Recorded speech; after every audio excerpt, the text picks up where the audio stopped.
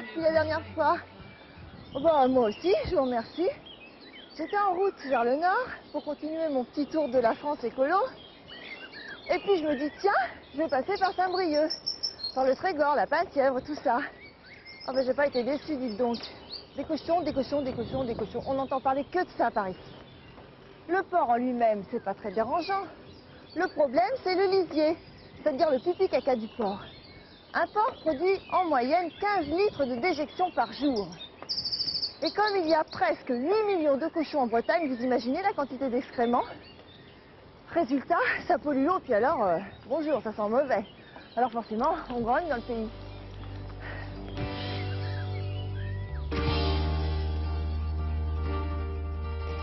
Ne sachant que faire du lisier de leurs cochons, les éleveurs le répandent sur les champs. C'est peut-être une bonne façon d'amender le sol, mais pour les riverains, c'est un cadeau empoisonné. Mais alors, depuis que la porcherie a été faite, il y a des sacrés problèmes. Le problème qu'on ne peut pas mettre le linge, si vous voulez. Pourquoi ça pue? Oh bah, oui, c'est exactement. Vous pouvez mettre du linge mouillé, quand ça pue, ben, votre linge sent le lisier. Mais il y a bien plus inquiétant que l'odeur. Les déjections animales sont aussi responsables d'une grave pollution de l'eau en Bretagne. En s'infiltrant dans le sol, l'azote contenu dans la fumure se transforme en nitrate qui, à forte dose, est toxique. À 100 mg de nitrate par litre, l'eau n'est plus potable. Et dès 50 mg par litre, elle devient dangereuse pour les femmes enceintes et pour les nourrissons. Aujourd'hui, il y a 3 rivières sur 5 de Bretagne qui dépassent plusieurs mois par an la concentration maximale en nitrate de 50 mg par litre. Ouais. Nous sommes dans une situation extrêmement difficile de qualité des eaux. La Bretagne a tardé à prendre conscience de la gravité de cette situation. Ces dernières années, nous avons pu être 8 jours en dépassement des teneurs admissibles de 50 mg par litre. Et là, nous avons prévenu la population et plus particulièrement alerté les femmes enceintes, les nourrissons, des dangers, des risques qu'il y avait à consommer l'eau. Et cette pollution, est-ce qu'elle tend à augmenter ou en ce moment elle se stabilise? Alors, pour l'instant, elle n'a continué que de croître. Et il nous appartient sans doute d'y mettre un frein. Et surtout freiner des deux pieds le développement outrancier des élevages. Le cheptel breton s'est accru de 1 million de têtes en 3 ans. Et la région concentre maintenant 56% de la production porcine française. On ne va quand même pas produire en Bretagne tous les cochons dont l'Europe a besoin. Et à partir de là, j'ai tendance à raccourcir en disant on a stérilisé les sols avec l'épandage de lisier, les vers de terre ont disparu, on stérilise les rivières et on stérilise les plages. Mais comment aujourd'hui peut-on faire machine arrière? Voici ce que propose cet éleveur conscient du problème. Je vois plusieurs solutions pour ma part. Je pense que la première, qui réglerait probablement assez vite le problème, ça serait déjà que l'administration fasse son travail. On a vu se développer ces dernières années des élevages, mais de façon importante, de façon complètement illégale. La deuxième solution consiste, pour éliminer le lisier, à avoir de bonnes pratiques d'épandage. Il me semble d'ailleurs que cette technique d'élimination des lisiers serait à réserver en priorité aux plus petits élevages. Mais en pratiquant correctement cet épandage, ça veut dire un effort de formation et d'information auprès des éleveurs. On sait pertinemment que d'épandre du lisier à l'automne ou de dépendre du lisier en période humide est une mauvaise chose. L'azote n'est pas retenu par le sol et donc a une tendance à aller naturellement polluer les eaux, surtout dans des zones comme celle-ci qui sont en excédent de production. En réalité, il existe déjà pour l'épandage des règles précises et des normes dictées par l'Europe. Mais là encore, elles ne sont guère respectées. Il y a une administration française qui est chargée d'appliquer la réglementation. La réglementation, elle est conçue pour que les arrêtés le prévoient. Dans les arrêtés, il est indiqué que en fonction de l'état initial du site, le préfet peut, par des mesures réglementaires, renforcer toutes les mesures de protection. Et alors, avez-vous demandé au préfet des Côtes-d'Armor de les prendre, ces mesures? Nous lui avons écrit pour lui demander de s'assurer qu'il y ait des carnets d'épandage tenus, qu'on ne fasse pas dans proximité des rivières des épandages intempestifs, que ce ne soit pas sur des terrains en pente qui favorisent l'écoulement. Toutes ces mesures, nous lui avons demandé. Nous avons même aussi sollicité que s'il y avait des traitements, comme on parle de traitement des lisiers, eh bien ça se fasse en dehors des bassins versants, car on suppose qu'il pourrait y avoir panne de ces usines de traitement et que ce soit en dehors des risques pour la santé humaine. Eh bien, on a vu aucun nombre de mesures préventives à ces 10 points qui étaient demandés. Les pouvoirs publics avaient mis en œuvre un certain nombre de programmes d'action, développé un certain nombre de réglementations qui allaient dans le sens d'un renforcement de la protection de la ressource en eau. Or, le ministre de l'Environnement, Michel Barnier, le 30 mars 1995, sous la pression du lobby du lisier, comme nous l'appelons en Bretagne, a décidé d'assouplir les réglementations, à la fois pour ce qui concerne l'implantation des bâtiments hors sol et pour ce qui concerne les modalités d'épandage des lisiers. En effet, l'Europe a fixé la dose maximale d'azote apportée par épandage à 170 kg par hectare et par an. La France, qui s'était engagée à respecter cette norme, a finalement relevé le seuil à 200 kg par hectare et par an. L'État a failli, c'est un préjudice pour toute une profession assez mal vue en ce moment. On a le doigt dirigé vers nous, c'est tout à fait certain. Je crois qu'un peu de bonne volonté de notre part, je sais bien qu'aujourd'hui nous vivons dans une société de l'image, mais un peu de bonne volonté de notre part, un peu d'explication et probablement un peu moins d'excès permettrait certainement d'améliorer cette image. Bref, les choses pourraient s'arranger si chacun, éleveur, État, administration ou élu, y mettait un peu du sien. Mais tant que ces institutions ne se décideront pas à bouger, ce sera aux simples buveurs d'eau de ruer dans les brancards. Tant que le consommateur ne réagira pas davantage face à cette dégradation de la ressource et face à cette augmentation du prix de l'eau, parce que qui dit dégradation de la ressource dit traitement supplémentaire et donc augmentation du prix de l'eau, tant que le consommateur ne réagira pas, qu'il n'attende pas que ses représentants élus ou que les pouvoirs publics réagissent davantage.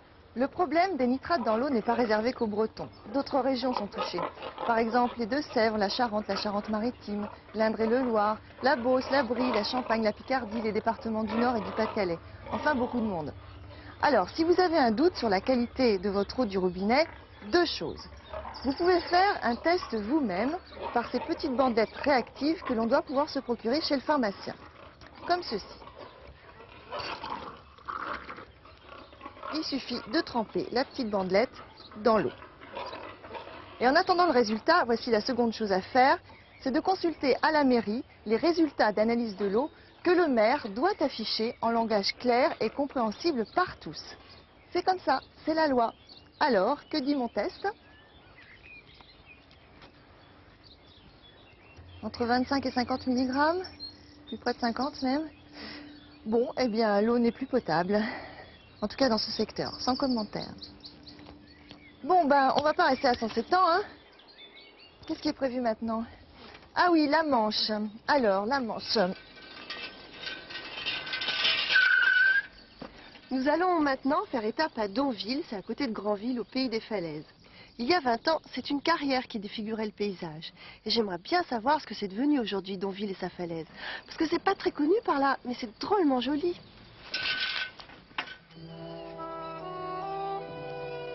Ici, à Donville-les-Bains, dans la Manche, où chaque année viennent des milliers d'estivants, il y a en fond de plage une carrière de pierre installée depuis 29 ans qui ne paraît pas être conforme à la loi. Le carrier veut en faire à sa guise. Pourtant, les falaises de cette côte sont inscrites à l'inventaire des sites. On a l'impression que toutes nos propriétés vont y passer. Alors, bien entendu, la seule solution, c'est de créer une association, de nous regrouper et de voir ensemble ce qu'on peut faire. La carrière est coupée à pic sur plus de 20 mètres de haut. Les potes, on est toujours obligé de les reculer. Et puis on perd du terrain, ce qui nous empêche d'avoir assez d'air, quoi. Pour nous, c'est principal d'avoir le champ à côté des étables. C'est une chose absolument indispensable. C'est jamais normal de prendre le bien du voisin. On m'a toujours appris que c'était défendu, moi. Les nuisances de poussière et de bruit, ceux des tirs de mines, des bulldozers, des tracteurs et des camions, et tous les dépôts de ferraille le long de la route de la plage, ne sont pas les seuls reproches que l'on fait au carrier. Le principal reproche qu'on lui fait, bien sûr, je pense que tout le monde sera d'accord avec moi, c'est que c'est un garçon qui a toujours eu pour principe de mettre tout le monde devant le fait accompli. Non seulement le carrier ne tient pas compte de la législation, mais jusqu'à présent, il n'a eu aucune préoccupation de l'environnement, comme le témoigne cet d'ordure. Que dit-il pour sa défense et que propose-t-il? Dans l'avenir, nous sommes en train d'étudier un plan pour raménagement de la carrière avec l'accord de la commune, des administrations. Et à ce moment-là, on verra dans quelle possibilité on peut remettre le site dans l'état. Et vous pensez que ça pourra intervenir à peu près quand? Alors ça, vous m'en demandez beaucoup, ça dépend de beaucoup de choses, de l'évolution des travaux, et ça dépend beaucoup de ça, quoi. Et on ne peut pas vous donner un délai, on a 10 ans, alors nous espérons pouvoir le faire correctement dans ce délai. Il faut rechercher des solutions conformes aux intérêts en présence, c'est-à-dire peut-être une nouvelle carrière ailleurs, mais ceci demandera naturellement des délais. Nous prenons bonne note, monsieur le sous-préfet, que vous nous avez dit 2 ou 3 ans. Le carrier nous a dit 10 ans. Mais qu'en pensent les élus, les riverains et l'association? Nous reviendrons nous rendre compte de ce qui aurait été fait. Coucou, nous revoilà 20 ans après. Et comme vous pouvez le constater, la nature a repris ses droits. Mais il a en effet fallu 10 ans, et non pas 3 comme le pensait monsieur le sous-préfet, pour que la carrière cesse son activité. Une victoire pour les riverains et pour bien-aimé Groual, qui à l'époque avait pris la tête du combat.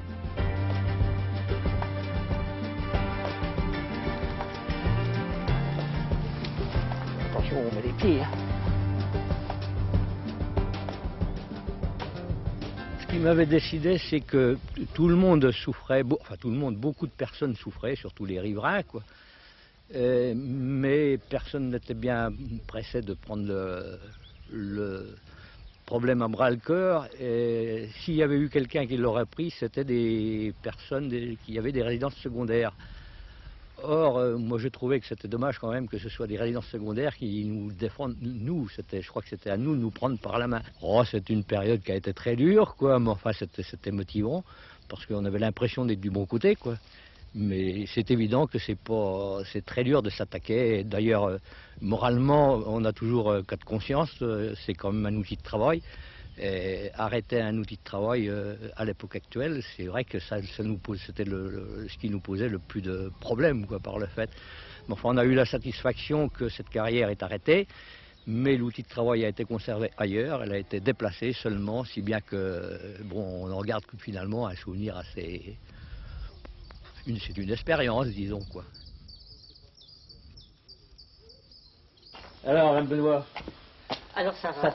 ça nous rappelle le jeune temps, ça? Ah, ça rappelle... 23 ans en arrière. 23 ans. Vous vous rappelez la carrière? 3 éboulements. Voilà. À chaque fois, mon mari est obligé de refaire la clôture. Voilà. Ah oui, à chaque fois pour retenir ça. Ouais, puis pas moyen de prendre de légumes dans le jardin. Ah non, pas moyen. Les arbres tout gris, tout gris, tout gris. Hein. Voilà. On ne peut pas être satisfait quand on a bien travaillé pour pour avoir sa maison, si vous voulez. Et puis qu'on vous tire le tapis roulant sous les pieds, là, voilà. Ça marche pas, quoi. Voilà, voire démolir son outil de travail. Ah oui, d'accord.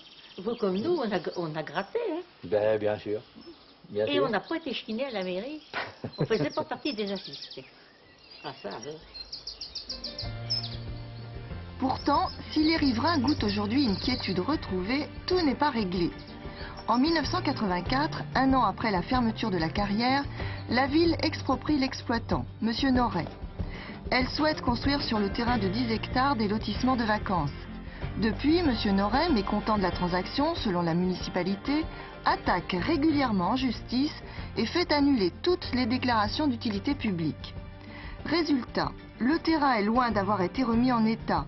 Une dalle de béton, des cuves rouillées, des vieux pneus, les vestiges de la carrière continuent de défigurer le paysage à quelques dizaines de mètres de la plage. Les déclarations d'utilité publique préfectorale sont annulées les unes après les autres. Alors la dernière en date, eh bien, elle a été annulée, mais nous avons fait appel. C'est tout ce que pour l'instant nous pouvons dire. Nous voyons les choses assez clairement, mais pour l'instant ça ne débouche sur rien. On ne peut pas. On ne peut rien faire. Vous me parliez, je comprends qu'elle vous choque la dalle en béton, mais elle fait partie du lot. On n'y peut rien. Monsieur Noret n'a pas souhaité s'exprimer pour l'émission. Alors comment finira ce casse-tête juridico-financier? L'affaire est pour l'instant entre les mains de la Chambre administrative d'appel de Nantes. Ah, les côtes de la Manche, c'est bien sympathique, mais alors, il y a un vent à décorner les vaches, qui sont fort nombreuses ici, puisque je suis toujours en Normandie. D'ailleurs, vous avez dû reconnaître le pont du même nom. Alors, me voilà en vue de ma prochaine étape. C'est en Pays de Caux. À ma gauche, l'ouest, le Havre, la mer. Et à ma droite, eh bien, c'est là où on va.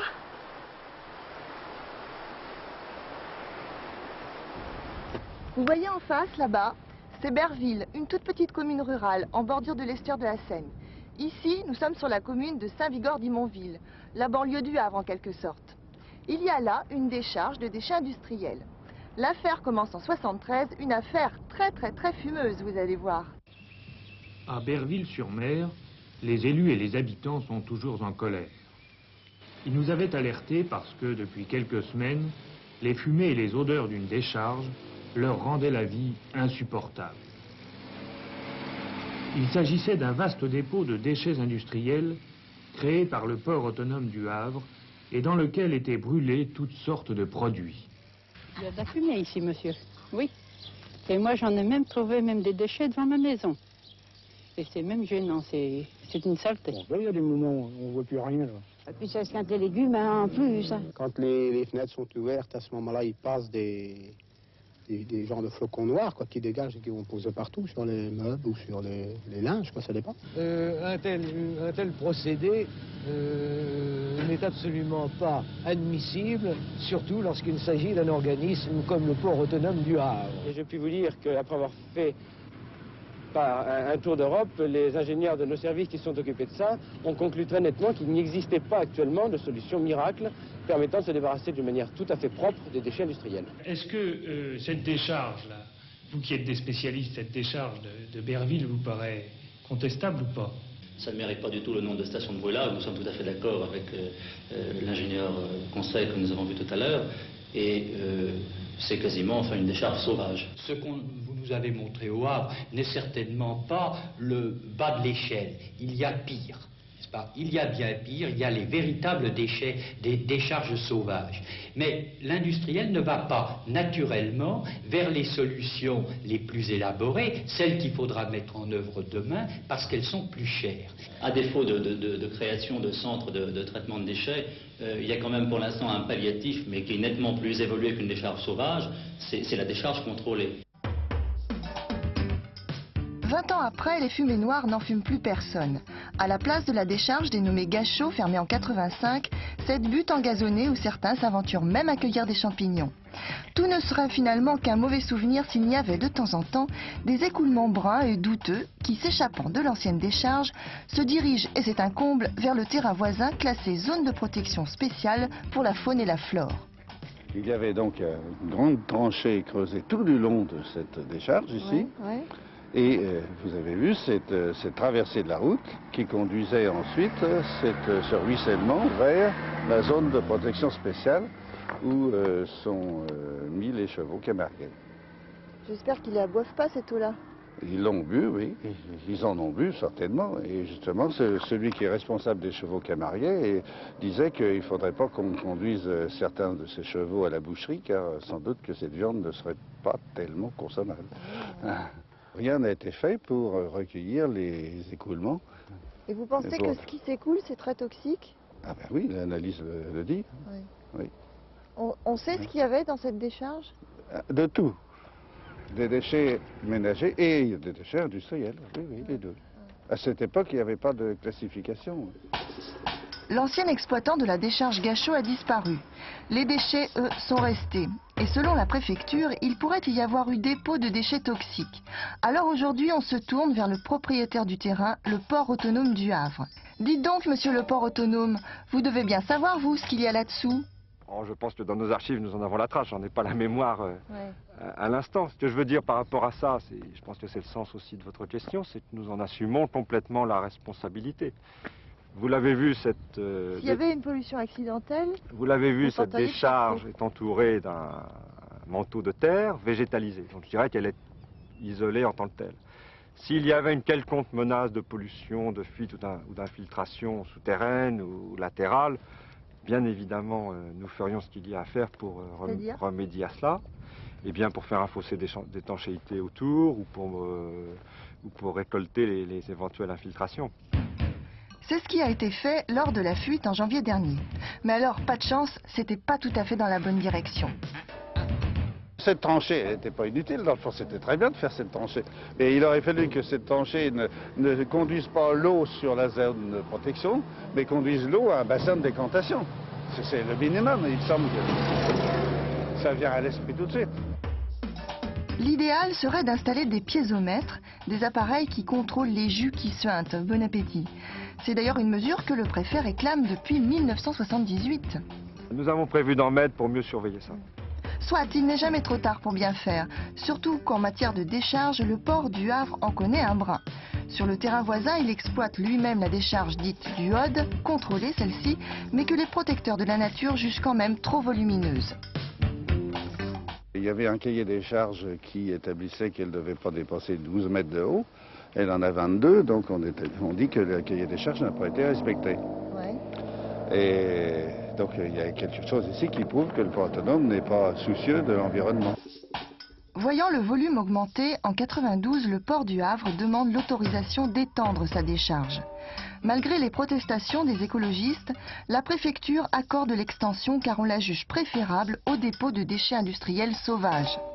L'agrandissement sera heureusement assorti de mesures de protection draconiennes. Vous voyez ici une alvéole en cours de constitution. Donc le principe est simple. Sous ce film plastique, il y a une couche de 3 mètres d'argile. Le film plastique vient ensuite en superposition.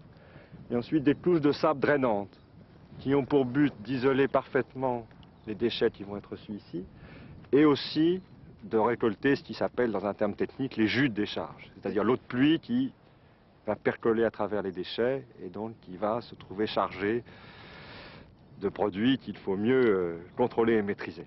Alors justement, qu'est-ce que vous en faites ? Ces jus ensuite, c'est là où j'allais en venir, ces jus ensuite sont envoyés en station d'épuration. Si ça peut vous rassurer, il n'y a là que des déchets industriels banals, carton, bois ou papier. Ils seront entreposés ici jusqu'à l'an 2000. Et en attendant, déchets et chevaux sauvages devront cohabiter.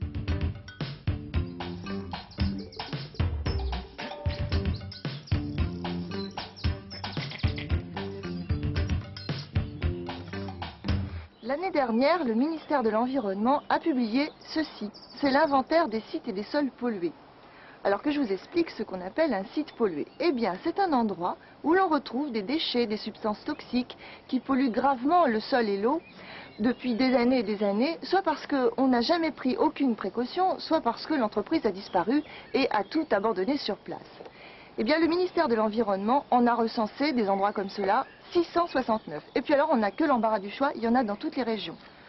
Par exemple, tiens, à Metz, ancienne usine France Transfo. Ou bien à Villers-Carbonel, le site Novachim, sans responsable solvable. Qu'est-ce qu'on trouve là? Du chrome, du mercure, du plomb, du zinc, que des bonnes choses. La décharge Gachot dont il vient d'être question n'est pas répertoriée ici, enfin pas encore. Pour tous ces sites pollués, aujourd'hui, une seule chose à faire, nettoyer, décontaminer. Dans certains cas, il faudrait même enlever la terre et pomper l'eau souterraine. Enfin, c'est une histoire de fou. Et puis, ça suppose beaucoup d'argent que les entreprises responsables et que l'État ne sont pas toujours disposés à dépenser. Bref, nous allons devoir vivre encore des années avec ces pollutions gravissimes. Voilà ce que les industriels nous ont légué. Ah, vraiment, merci, c'était très gentil. fallait pas. À la semaine prochaine.